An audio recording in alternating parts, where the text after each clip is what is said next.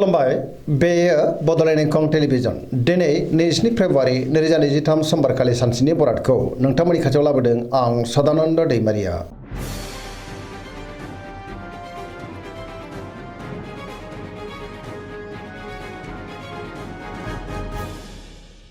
सिगां फरायनो लादों मेष राशि गिबि हांखो अ ल दिनैनि साना जोबोर मोजां बहाबा दावबायनो एबा हान्थिनो खाबु मोननो हागौ आरो मोजाङैनो हान्थिनोबो हागोन। मावनो लानाय खामानिखौ थि समावनो आरो गोरलैयैनो मावफुंनोबो हागोन। गोसोआ दिनै जोबोर खुसि जागोन, देहाया मोजाङै थागोन। सोरबा लोगोनिफ्राय मोजां खौरां मोननोबो हागौ। रांखावरियाव दिनै जोबोर मोजां, आयाबो बांगोन। बेफार फालांगियाव दिनै जोबोर मोजां मुलाम्फा मोनगोन। गुबुननि थाखाय गोबां मोजां खामानि मावनानै होनो हागोन आरो सोरजोंबा बाख्नाय जानो हागौ। न'खराव बिमा बिफानि अननाय आरो बोरखौ मोननो हागोन आरो बिसि फिसायजों मोजां सोमोन्दो थागोन। गुबुननि गोसोखौ दिनै गोरलैयैनो बोनोबो हागोन। गोसोनि बोलोआबो बांगोन। समाजाव बयजोंबो मान होजागोन। सेंग्रा सिख्लाफ्रा जोबोर रमान्टिक जागोन आरो गोसोनि साननायखौ फोरमायलायनोबो हागोन। धोरोमारि बिथिङावबो दिनै गोसो दुंखांनो हागौ। पजिटिभ एनार्जिनि गोहोम गोग्लैगोन।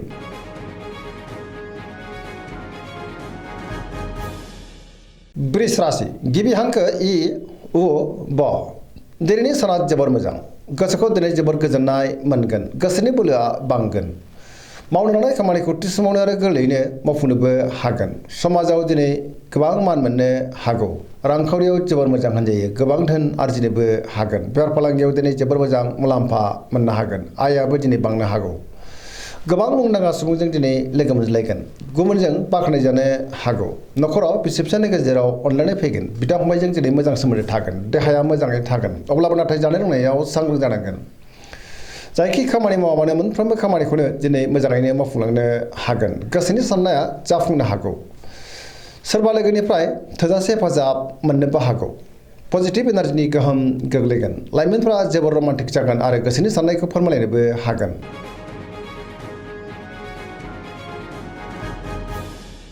मिथुन राशि गिबि हांखो क स दिनैनि साना जोबोर मोजां। पजिटिभ एनार्जिनि गोहोम गोग्लैगोन। गोसोआ दिनै जोबोर खुसि जागोन। मोनफ्रोमबो बिथिङावनो सांग्रां जानो रोंगोन। गियाननि आंखाल जानाय नङा। गोथों आरो गोग्गो साननो रोंगोन। देहाया दिनै मोजाङैनो थागोन। रांखावरियाव जोबोर मोजां होनजायो। बेफार फालांगियावबो दिनै जोबोर मोजां। न'खराव बिसि फिसायनि गेजेराव अनलायनाय फैगोन। गोसोआ दिनै जोबोर रमान्टिक जागोन आरो लाइमोनफ्रा गावबा गावनि गोसोनि साननायखौ फोरमायलायनोबो हागोन। समाजाव बयजोंबो मान होजागोन। गोसोनि बोलोआ बांनो हागौ। सोरबा लोगोनिफ्राय मोजां खौरां फैनोबो हागौ। गुबुनजों बाख्नायजानोबो हागौ। गोसोनि साननायफ्रा मोगथाङाव जाफुंगोन। लाइमोनफोरनि गोसोआ जोबोर खुसि जागोन।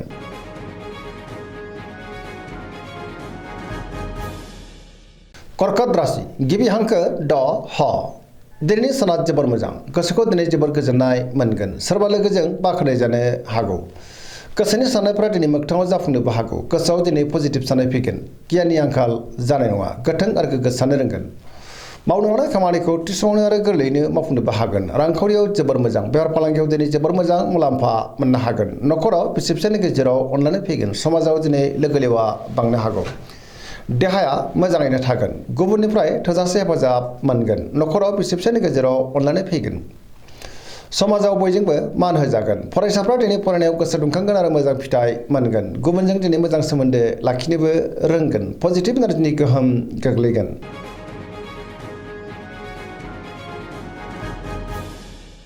सिंह राशि गिबि हांखो म ट दिनैनि साना जोबोर मोजां। गोसोआव दिनै पजिटिभ साननाय फैगोन। गोथों आरो गोग्गो साननो रोंगोन। गियाननि आंखाल जानाय नङा। मावनो लानाय खामानिखौ थि समावनो आरो गोरलैयैनो मावफुंनोबो हागोन। सोरबा लोगोनिफ्राय थोजासे हेफाजाब मोनगोन। गोग्गो आरो गोथों साननो रोंगोन। गियाननि आंखाल जानाय नङा। बहाबा थाङोब्ला दिनै जोबोर मोजां आरो मोजाङैनो हान्थिनोबो हागोन। रांखावरियाव दिनै जोबोर मोजां। अब्लाबो नाथाय खरसायाबो बांनो हागौ। बेफार फालांगियाव दिनै जोबोर मोजां मुलाम्फा मोनगोन। गोसोनि साननायखौ गुबुननो फोरमायनोबो हागोन। न'खराव दिनै अनलायनाय फैगोन। सोरजोंबा बाख्नायजानो हागौ। गुबुननि गोसोखौ दिनै गोरलैयैनो बोनोबो हागोन। देहायाबो मोजाङै थागोन। बयजोंबो मोजां सोमोन्दो लाखिनो रोंगोन। लाइमोनफ्रा दिनै जोबोर रमान्टिक जागोन आरो गावबा गावनि गोसोनि साननायखौ फोरमायलायनोबो हागोन।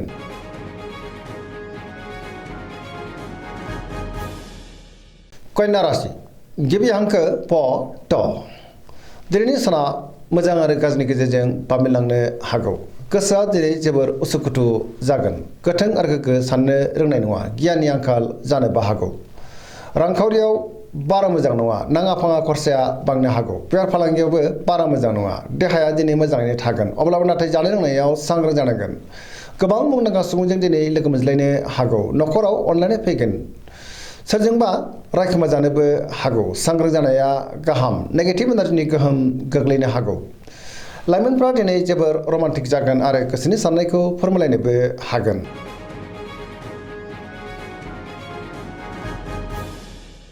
तुला राशि गिबि हांखो र ट दिनैनि साना जोबोर मोजां। गोसोखौ दिनै जोबोर गोजोननाय मोनगोन। गियाननि आंखाल जानाय नङा। बहाबा दावबायनो एबा हान्थिनो खाबु मोनगोन आरो मोजाङैनो हान्थिनोबो हागोन। गोसोनि बोलोआ बांगोन। गोसोनि साननायफोरा मोगथाङाव जाफुंनो हागौ। मावनो लानाय खामानिखौ मावफुंनो हागोन। देहाया दिनै मोजाङैनो थागोन। रांखावरियाव मोजां, अब्लाबो नाथाय खरसायाबो बांनो हागौ। बेफार फालांगियावबो मोजां होनजायो। न'खराव बिसि फिसायनि गेजेराव अनलायनाय फैगोन। समाजावबो दिनै मान मोनगोन। बेफार फालांगियाव मोजां मुलाम्फा मोननो हागोन। गुबुननिफ्राय थोजासे हेफाजाब मोननो हागौ। लोगोफोरनिफ्राय थोजासे हेफाजाब मोनगोन। गोदान थांखि लानो रोंगोन। सेंग्रा सिख्लाफ्रा दिनै जोबोर रमान्टिक जागोन आरो गावबा गावनि गोसोनि साननायखौ फोरमायलायनोबो हागोन। पजिटिभ एनार्जिनि गोहोम गोग्लैगोन।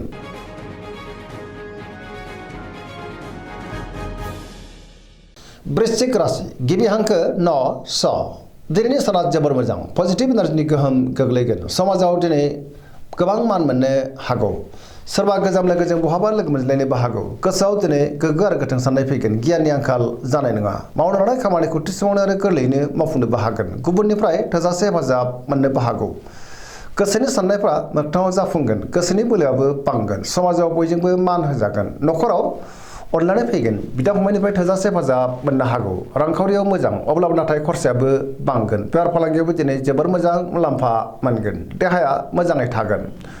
गुबुननिफ्राय थोजासे हेफाजाबबो मोननो हागौ। फरायसाफ्रा दिनै फरायनायाव गोसो दुंखांगोन आरो मोजां फिथाइ मोनगोन। लाइमोनफ्रा दिनै जोबोर रमान्टिक जागोन आरो गावबा गावनि गोसोनि साननायखौ फोरमायलायनोबो हागोन।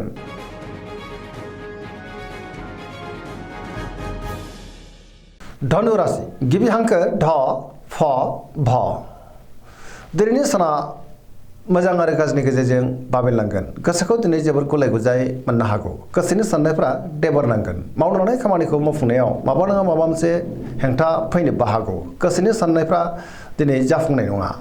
रांखावरियाव मोजां, अब्लाबो नाथाय खरसायाबो बांनो हागौ। बेफार फालांगियावबो मोजां होनजायो। समाजाव मानहानि जानांनोबो हागौ। बहाबा हान्थियोब्ला दिनै लामा सामायाव सांग्रां जानांगोन। देहाया बारा मोजां थानाय नङा। जानाय लोंनायाव सांग्रां जानाया गाहाम। न'खराव बिसि फिसायनि गेजेराव अनलायनाय फैगोन। बिदा फंबायनिफ्राय थोजासे हेफाजाबबो मोननो हागौ। बिमा बिफानि अननाय आरिफोरखौबो मोननो हागोन। सोरबा लोगोनिफ्राय हरखाबै गाज्रि खौरांबो फैनो हागौ। लाइमोनफोरनि गोसोआ दिनै जोबोर रमान्टिक जागोन आरो गावबा गावनि गोसोनि साननायखौ फोरमायलायनोबो हागोन।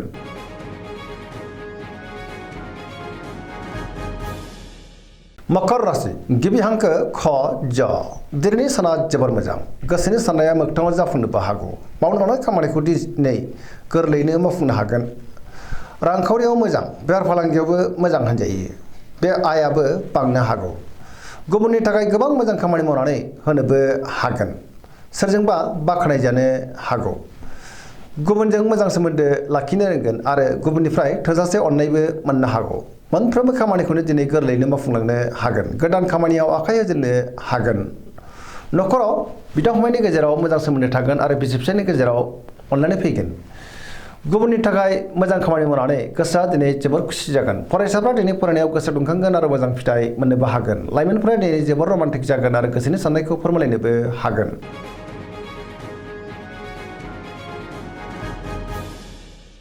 कुम्भ राशि गिबि हांखो ग स दिनैनि साना जोबोर मोजां। गोसोखौ दिनै जोबोर गोजोननाय मोनगोन। मावनो लानाय खामानिखौ थि समावनो आरो गोरलैयैनो मावफुंनोबो हागोन। सोरबा लोगोनिफ्राय हरखाबै मोजां खौरांबो मोननो हागौ।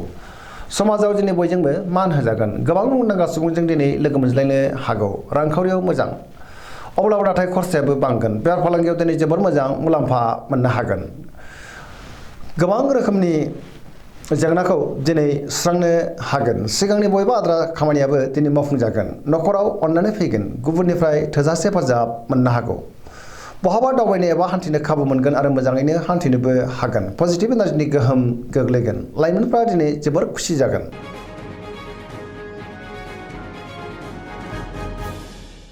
मीन राशि गिबि हांखो ड स दिनैनि साना जोबोर मोजां गुबुननि थाखाय दिनै गोबां मोजां खामानि मावनानै होनोबो हागोन गोसोआव पजिटिभ साननाय फैगोन गोथों आरो गोग्गो साननो रोंगोन गियाननि आंखाल जानाय नङा गोसोनि बोलोआ बांगोन गावनि गोसोनि साननायखौ दिनै गुबुननो फोरमायनोबो हागोन देहाया मोजाङै थागोन रांखावरियाव जोबोर मोजां अब्लाबो नाथाय खरसायाबो बांगोन बेफार फालांगियाव दिनै जोबोर मोजां मुलाम्फा मोनगोन नखराव बिसि फिसायनि गेजेराव अननानै फैगोन सोरजोंबा बाख्नाय जानो हागौ लाइमोनफोरनि गोसोआ दिनै जोबोर रमान्टिक जागोन आरो गावबा गावनि गोसोनि साननायखौ फोरमायलायनोबो हागोन गुबुनजों मोजां सोमोन्दो लाखिनोबो रोंगोन फरायसाफ्रा दिनै फरायनायाव गोसो दुंखांगोन आरो मोजां फिथाइ मोननोबो हागोन पजिटिभ एनार्जिनि गोहोम गोग्लैगोन आरो मोनफ्रोमबो खामानियावनो जाफुंसार जानो हागोन सरासनस्रायै दिनै साना जोबोर मोजां आरो मोजाङैनो बारग'लांगोन दिनैनि राशि फरायनाया एसेनोसै जोबनायाव बेखौनो खावलायो जाहाथे नोंथांमोना सानफ्रोमबो जोंनि बे बड'लेण्ड इंखं टेलिभिजनखौ नायबाय थायो आरो साबस्क्राइब खालामो लोगोसे लाइक खालामो आरो शेयार खालामो एसेनोसै गोजोन्थों